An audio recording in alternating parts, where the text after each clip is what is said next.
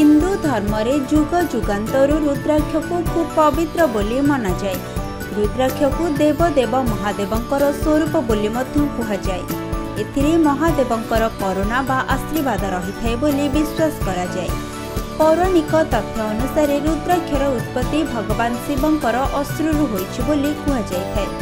तेबे रुद्राक्ष उपरे पड़िथिबा गार ही एहाको विभिन्न भागरे विभाजित करिथाए।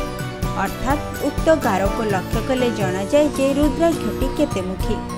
रुद्राक्ष एकमात्र एमिति फल जहार धर्म कर्म अर्थ एवं मोक्ष प्रदान करिवार महत्वपूर्ण भूमिका रही। रुद्राक्ष समस्तंक पई लाभदायी, किंतु मुख अनुसार एहार महत्व भिन्न भिन्न रही थाए। प्रत्येक रुद्राक्ष उपरे धारा रही थाए। धारा अनुଯାयी रुद्राक्षर मुख निर्णय होइथाए। रुद्राक्ष एक मुखी 21 मुखी रही।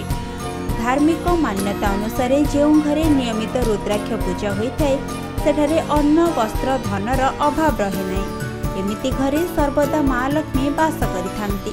विश्वास रही जे रुद्राक्ष धारण करुथिबा व्यक्ति किंबा पूजा करुथिबा व्यक्ति शेष समय रे शरीर को त्याग करी शिवलोक रे स्थान प्राप्त करिथाए। पुराण रे उल्लेख रही जे सतींक देह त्याग रे शिव अत्यंत दुखी हो जाइथिले। शिवंक आखिरु झरिथिबा लुह जोंठारे पड़िथिला सेठारे रुद्राक्ष उत्पन्न होइथिला। सेथिपाई रुद्राक्ष धारण करुथिबा व्यक्तिक समस्त दुख भगवान शिव हरण करि नियंती बोली विश्वास रही। ज्योतिष शास्त्र रे मध्य रुद्राक्ष धारणार अनेक महत्व रही। ज्योतिष शास्त्र अनुसार मनुष्य रोगाक्रांत हेबार सबुठारु बड़ कारण ग्रह मानकर प्रतिकूलता। रुद्राक्ष धारण करिबारु ग्रहक प्रतिकूलता दूर होइथाए। शनिक 7.5 हेउ किंबा शनि चंद्रमा को पीड़ित करी आपनकु कष्ट दियंतु। रुद्राक्ष सबु दृष्टिरु फलदायी होइथाए।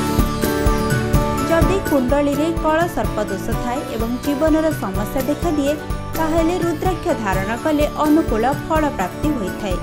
जदि कौनसी शुभ दिन रे गंगा स्नान करने को चाहूँगी एवं कौनसी कारणवशतः गंगा कूल को जाई न पारती तेबे रुद्राक्ष को मुंडरे रखी भगवान शिव को ध्यान कले गंगा स्नानर फल प्राप्ति होइथाए। ब्यूरो रिपोर्ट, खबर ओडिशा।